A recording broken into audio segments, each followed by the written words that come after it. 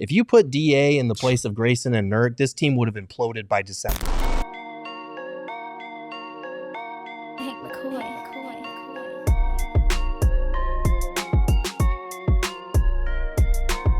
The DA trade. How are you guys feeling about this one? Because I know a lot of people are a little down on Nurk right now. Yeah. Super upset that we had to send Toumani out in this one. I don't blame him.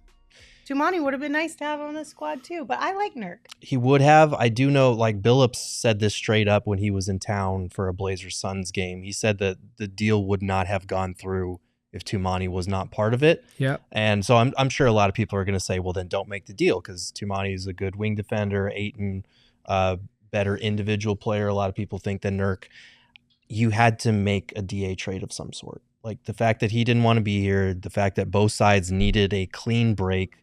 Like, as much as we talk about it's time to move on from Chris Paul or time to move on from Monty, like, DA and the Suns needed a separation. They needed to go their own way. We saw it in the playoffs. Like, yes, he was up against Jokic, but his effort was not there. Like, it just wasn't there. We had reached our ceiling, and for the third year in a row, we were going into a season like, okay, are we going to be able to depend on our starting center? Because everything else kind of hinges on him figuring it out. So they made the trade, and they took what they could get for him in return. Like, Nurk has his flaws. I think they were definitely looking at that Nuggets matchup, and like, Nurk is one of the few guys in the NBA that fares well against Jokic, surprisingly. If you look at the numbers, if you look at their matchups this season, he does well on Jokic. Yeah. But honestly, the biggest thing, aside from getting a starting center, was getting the number one three-point shooter in the NBA out of this trade. And Grayson having a career year and being able to lock him in around that big three. Like, I mean, there are definitely things to criticize with this trade. I just don't know how much better they could have done in finding a DA trade. I think at half the price, you got most of the production you're going to get from DA at that center position, and a guy that at no point, at least in my mind, kind of just floated through a game like that was the complaints. Okay, did Nurk miss a lot around the rim? Yeah, we had the same damn complaints about DA though too. Yeah, right? everyone was mad. DA never dunked the ball. Like, so I think it was a fraction of the cost. It was the best value you're gonna get for DA. At that point, like, you can debate whether they should have moved him earlier for some of those more fanciful packages that were offered. But to me, it was the fraction of the cost. Plus, you got Grayson because this was a team that had to get creative in ways to add depth too, and that was a way to do it. And I'm sorry, but Toumani Camara is not the reason that you look at that and you go, oh my God, like, he got a lot of opportunity on a really bad team. I like, he wasn't going to have that amount of opportunity. Like, he wasn't going to be starting for the Phoenix Suns like he was in Portland, right? No. Towards the end, like, could Toumani turn into a valuable bench piece? Yeah. A spot starter? Yeah. Maybe he surprised everybody as a starter, but that was not the mode you were in right then. So yeah. I don't have as much of a problem with that deal as others do with it.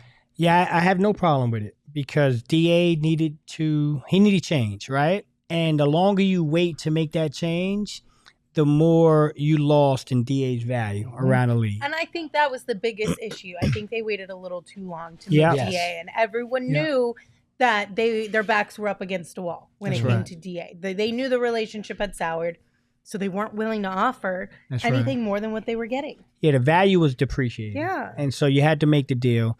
And again, simplicity. Let's just keep basketball very simplistic.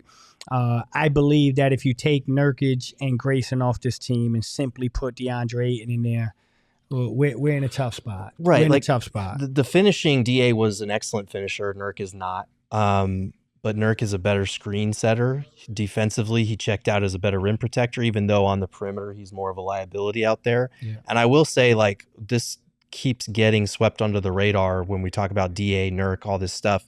Like, heading into the season, we were legitimately concerned, how are the Suns going to be able to involve DA offensively and get him the number of touches that he wants? Because Nurk, say what you will about him, he came in here, he was okay with not getting the ball, hardly at all, because he doesn't have the offensive skill set for it. I get that. But, like, DA, you guys want to talk about vibes and how bad they were with this team this year. If you put DA in the place of Grayson and Nurk, this team would have imploded by December. Yeah. Like, I'm sorry. He wasn't getting the touches that he wanted here in Phoenix. Those situations were already bad. Like, I promise we're not just standing up here and blowing smoke out your ass that like, oh, no, like it was like we're just making shit up. Like, everything that we heard behind the scenes, they needed a break. So you can take that for what you will. But, like, this team would have imploded a couple of months in if they'd have just stood pat with DA. Yeah, if you want to argue about DA, the argument would have been, should you have done a sign-and trade with Indy? Should you have made that move previous with Indy when they offered you Sabonis? That's the one. Like, you know, there's multiple points where you look at it and you go, that's where they screwed up with DA. It was untenable by the point that they got. There was even rumors that DA asked to be out of Phoenix. So the return you got, I don't think it was a crazy deal like some people.